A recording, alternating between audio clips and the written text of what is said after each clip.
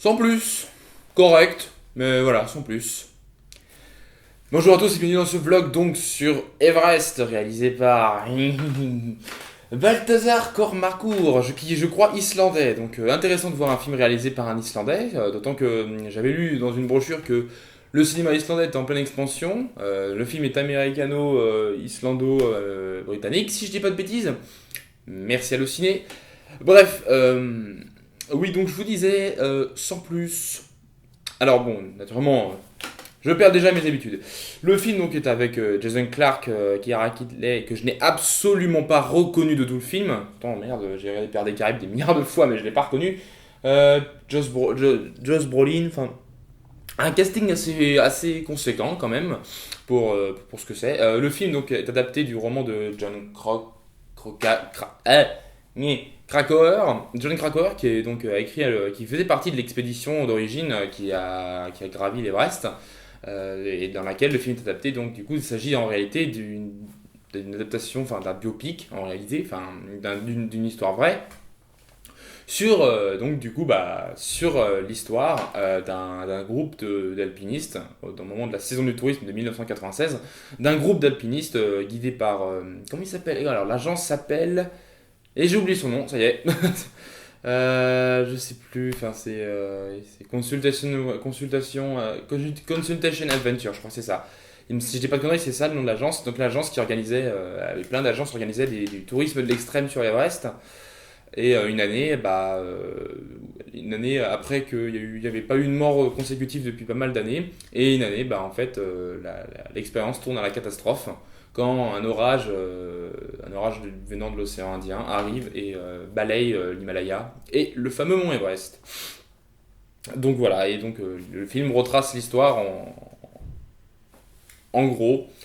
Voilà. Donc ouais, je vous disais que donc le film, pour la vie rapide, du coup pour le film en fait, le film manque cruellement d'audace, je trouve, dans sa réalisation et dans son scénario.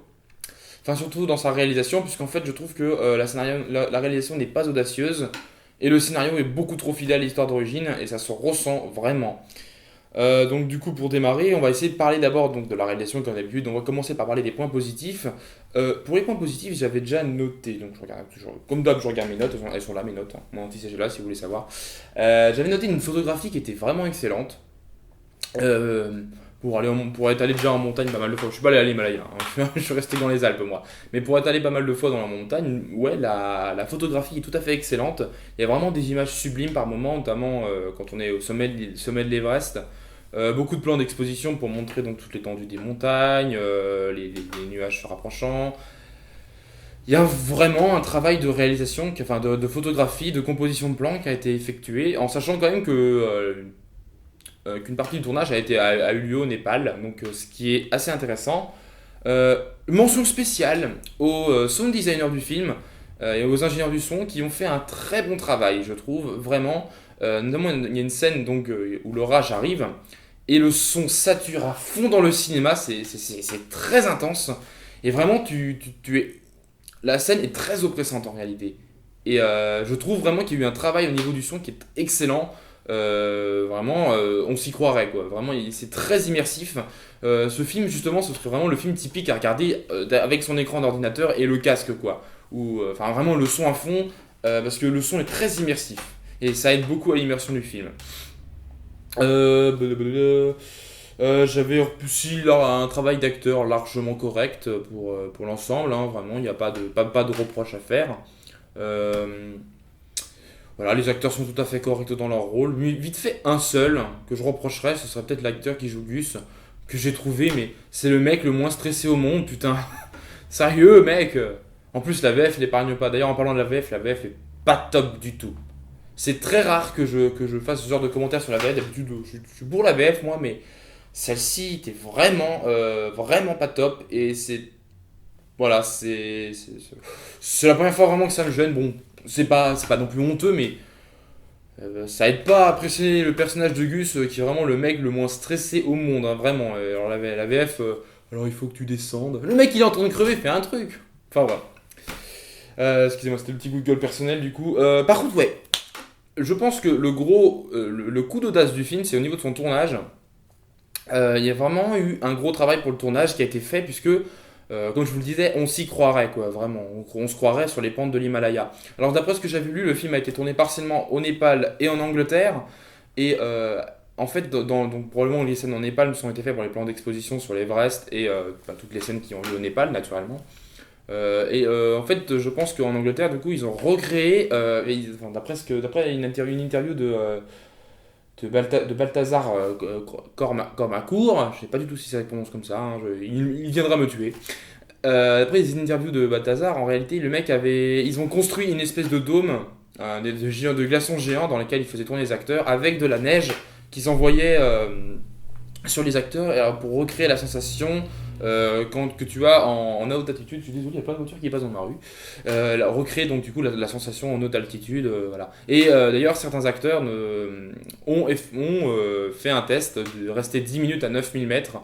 Et disait-il, il paraît que c'est méga, giga, ultra oppressant, que tu te sens vraiment pas bien, hein. Alors qu'ils sont restés que 10 minutes à 9000 mètres. Donc bon, le tournage, je pense vraiment le tournage c'est le gros point fort du film, c'est que le tournage est assez impressionnant et ce film, c'est typiquement le film à regarder en making-of. Le making-of de celui-ci pourrait être très intéressant. Maintenant, on va arriver sur les points un peu noirs de la réalisation, et je trouve que cette réalisation est sans personnalité. Je m'explique. En réalité, la réalisation s'inspire beaucoup des réalisations de Roland Emmerich, et pour moi, en réalité, Roland Emmerich, c'est le roi du film catastrophe. C'est vraiment le mec, il a compris le film catastrophe. Vous savez, Roland Emmerich, il en a réalisé un bon paquet, hein. Même si 2012, j'ai quelques dents contre lui, Roland Emmerich est excellentissime dans la réalisation de films catastrophes. On a eu Godzilla. On a eu Godzilla, on a eu Le Jour d'après, qui restera son meilleur à mes yeux, parce que putain j'adore ce film. Bon, Independence Day, c'est pas vraiment un film catastrophe, mais il y a les codes, il a établi les codes qui sont réservés dans ses films. Enfin, film d'action, film de catastrophe, vraiment c'est la palme d'Emmerich, c'est vraiment lui le pro dans le truc. Et la réalisation s'inspire beaucoup de Roland Emmerich. Tout ce qui concerne par exemple les panneaux de texte. On a beaucoup de panneaux de texte pour la situation des camps, puisque sur l'Everest, du coup, d'après ce que j'avais compris, il y a 4 camps de tourisme. Et t'atteins chaque camp et tu dors la journée avant d'atteindre l'autre camp. Et jusqu'au camp numéro 4, après qui amène directement au sommet. Donc d'après ce que j'avais cru comprendre, il y a vraiment 4 camps disséminés. Puis le camp de base qui est beaucoup plus bas, vers 3000 mètres ou 5000 mètres. C'est 5000 mètres le camp de base. Puis ça monte 6000, 7000, 8000. Voilà, donc vraiment, ouais, y a toujours les fameuses annotations de texte, là, donc j'essaie de me centrer sur ma caméra, alors je regarde, voilà. T'as des annotations de texte qui apparaissent là, genre là, par ici, tu vois, et qui disent camp numéro 3, altitude c'est 150 mètres, enfin 8650 mètres, je sais pas, j'ai oublié, enfin mieux. C'est complètement pompé repris, allez, je suis méchant, c'est complètement repris donc sur la réalisation de Roland Emmerich qui est bourré de ça, on en voit beaucoup dans Godzilla, dans Le Jour d'après, dans 2012. Qui indique donc où se passe l'action, voilà. Et le film, vraiment, on en a beaucoup des trucs comme ça, beaucoup. Ce qui n'est pas de refus parce que ça aide à se repérer dans le film, qui est trop vaste. On en reviendra dans le scénario après, je parlerai un peu de ce très gros défaut, qui pour moi est le défaut principal du film. Excusez-moi, je regarde anti-sèche. Les musiques, parfaitement oubliables, hein, vraiment. Justement, si le mec voulait s'inspirer d'un film de Roland Emmerich, la musique est essentielle dans les films de Roland Emmerich parce qu'elle est très puissante. La musique aide vraiment à l'immersion. Genre tout film catastrophe. En général, les bons films catastrophes, je repense par exemple à Gravity qui avait une musique ultra oppressante. Et la musique aide vraiment à la construction de l'ambiance pour le film catastrophe. Et c'est dommage parce que la musique, elle n'est pas tant impressionnante. Enfin, le gars, le compositeur qui est islandais, au souvenir aussi, il avait un nom assez chelou, donc je crois qu'il est islandais. Alors, j'ai pas relevé son nom d'ailleurs, j'ai oublié. Le compositeur a recherché des sonorités assez aiguës et a travaillé pas mal dans les aigus, en utilisant par exemple des euphoniums qui ont. Alors, pour vous parler vite fait du son de l'euphonium, vous voyez le thème du Nouvel Espoir.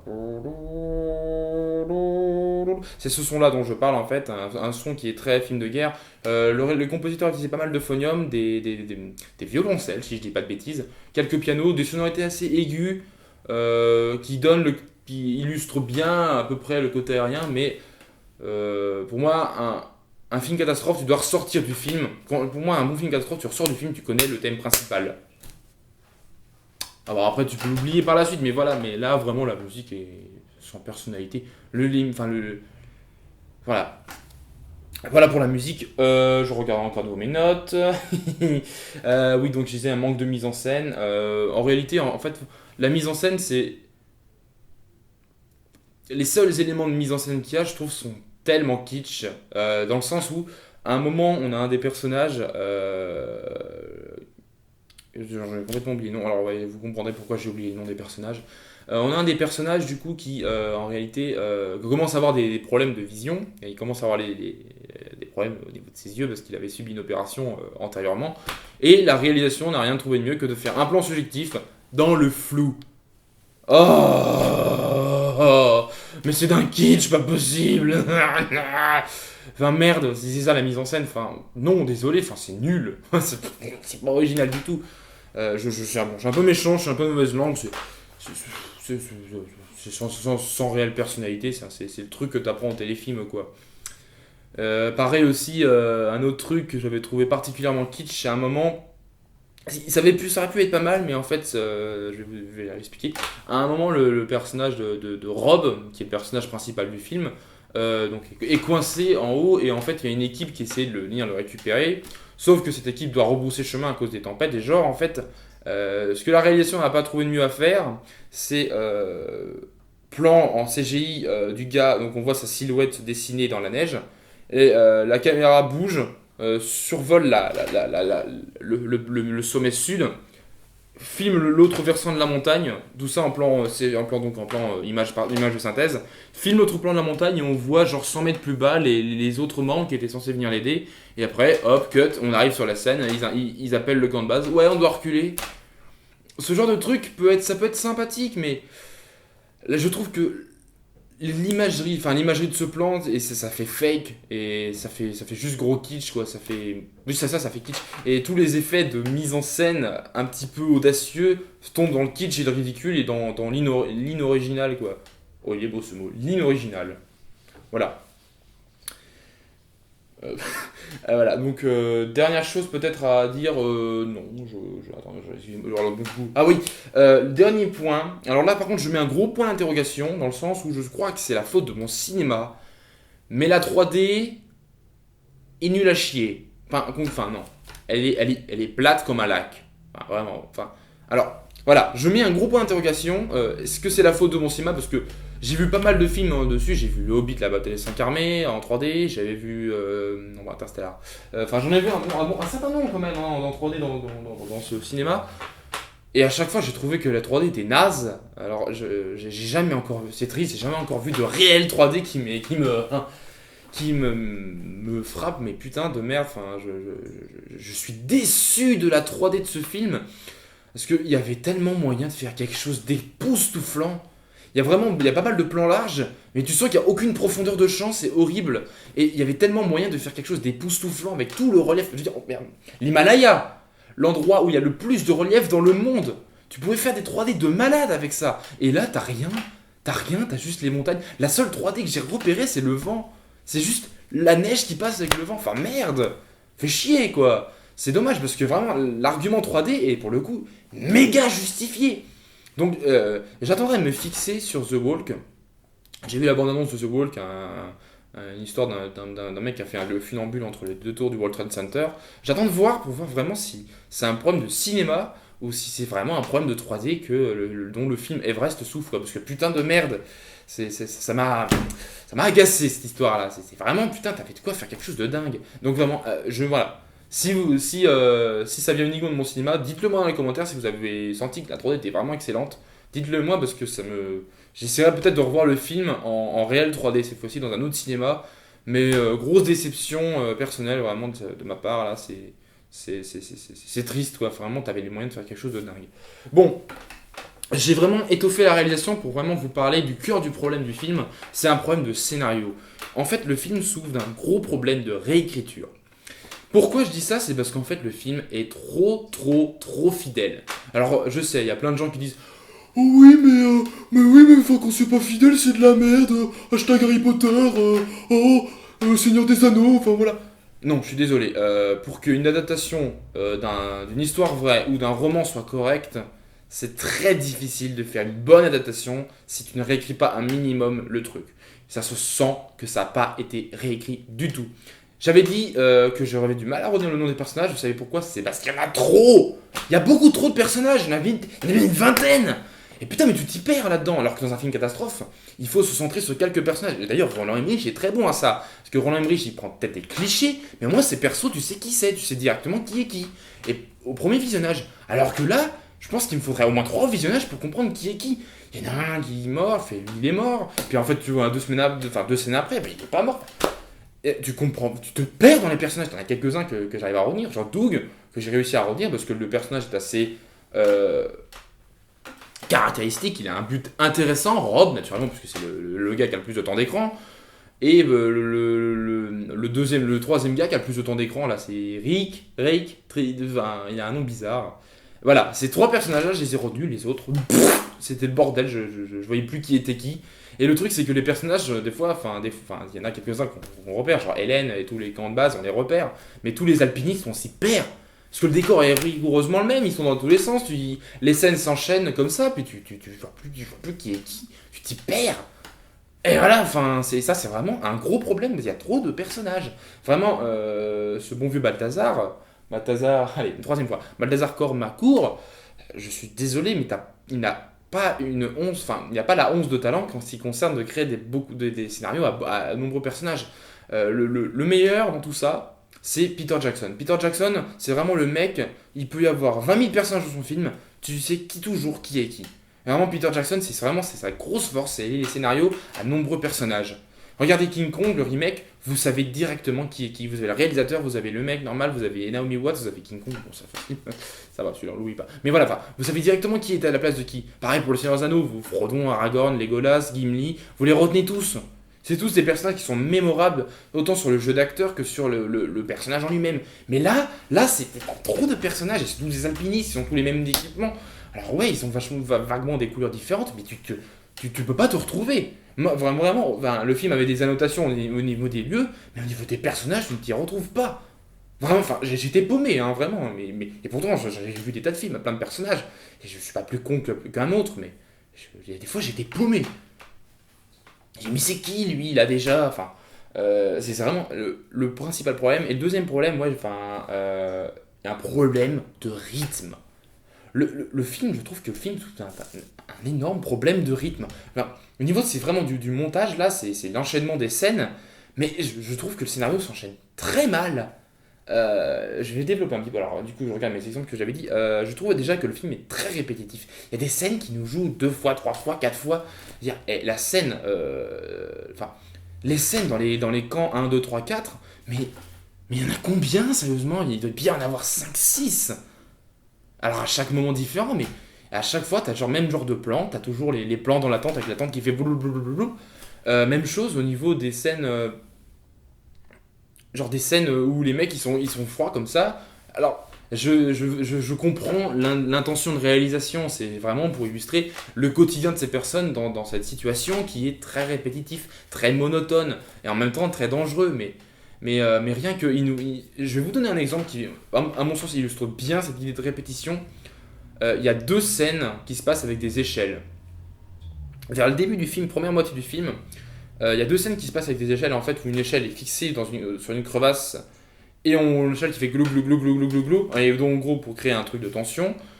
Mais cette scène revient plusieurs fois, et vraiment je ne comprends pas. Une autre scène qui illustre encore mieux ce problème, c'est une scène de conversation entre Jane, donc qui est la femme de Rob, et Rob qui est perché sur l'Everest, hein, qui est coincé. Et en fait, cette scène est répétée 2 fois, c'est rigoureusement la même scène, vraiment, c'est la même putain de scène quasiment, où en fait, il y a un échange, en fait, le personnage de Hélène est en communication avec Rob par talkie-walkie et par téléphone avec Jane. Et Hélène fait donc ce geste, elle prend le talkie-walkie, elle le met contre le téléphone pour qu'ils puissent se parler, puis elle décale à chaque fois que l'un parle. Et cette scène est répétée 2 fois. Surtout que ça sert à rien au final. Quand tu vois la fin du film, mais ça sert à rien. Alors je spoil à la fin du film pour que vous compreniez, mais enfin, je spoil. Donc voilà, alerte spoiler, saute. En gros, à la fin du film, Rob meurt. Rob n'arrive pas à s'en sortir et meurt en haut de la montagne parce que les secours n'arrivent pas à monter jusqu'à lui.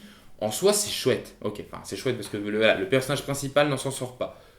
ok, pourquoi pas, mais pourquoi ils nous foutent 2 fois la scène où ils discutent avec Jane par téléphone pour qu'elle lui dise vas-y, descends, tu peux le faire, tu dois retrouver moi et ma fille. Pourquoi ils nous le foutent 2 fois? Une fois suffisait amplement. Le mec disait j'arriverai pas à descendre, je suis désolé, fais ça sans moi. Il est mort. Parce que j'ai eu du mal à comprendre que Robert est mort. Enfin, la scène est mal branlée. Et tu comprends pas qu'il est mort, et puis à la fin, t'as le panneau de texte qui dit Rob a rejoint les autres victimes. Bah, il est mort. Mais c'est le perso principal du film, pourquoi il nous montre tellement sa volonté de descendre si c'est pour le faire crever? Il y a vraiment, voilà, vraiment, c'est un problème de rythme. Et pareil, donc voilà, fin du spoiler. Et donc du coup aussi, encore toujours dans cette idée de problème de rythme, le film est vachement long à démarrer. Merde! Enfin, la moitié du film, et déjà le film fait quand même 2 heures. C'est assez long, 2 heures.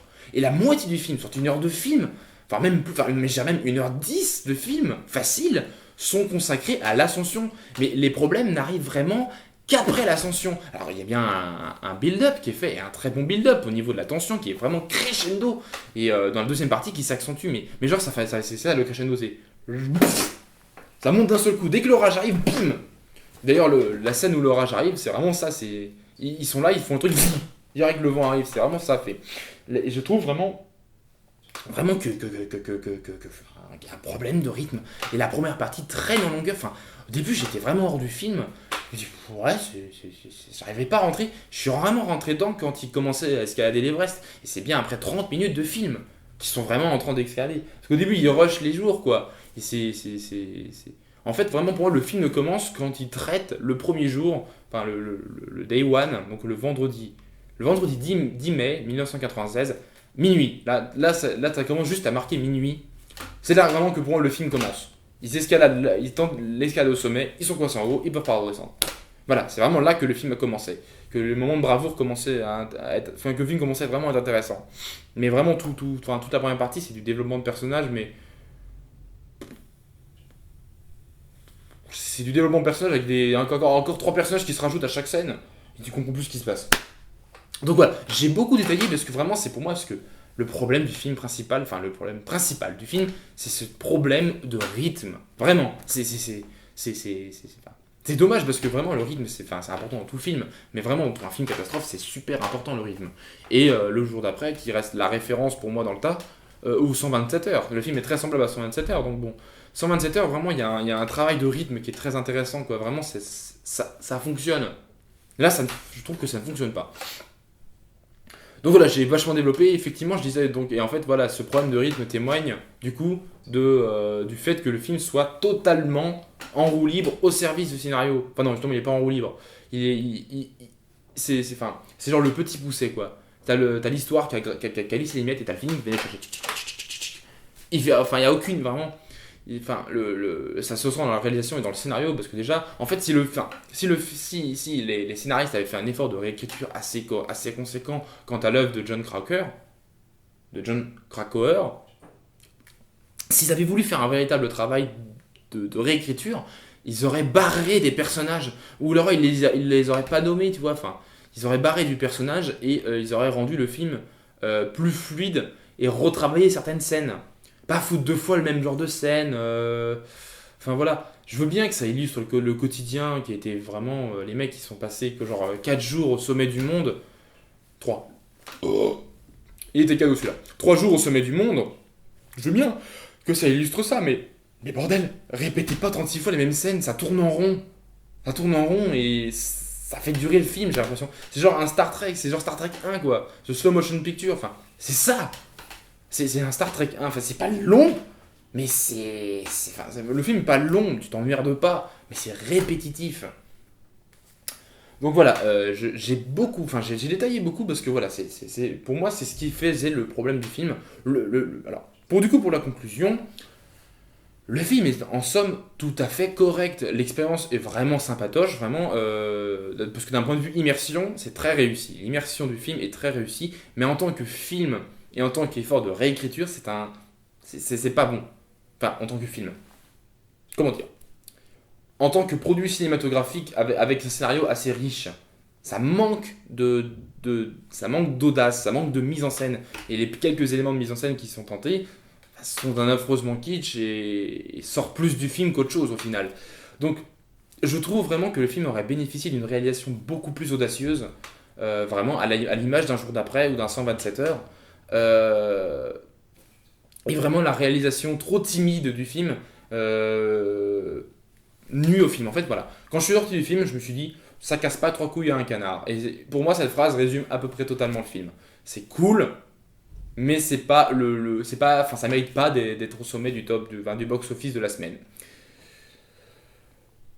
Donc voilà, si je devais vous conseiller ce film, enfin si vous aimez bien les films catastrophes type Roland Emmerich ou 127 heures, je vous conseille d'aller le voir éventuellement. Si vous êtes alpiniste, je vous déconseille de voir le film parce que ça va vous dégoûter.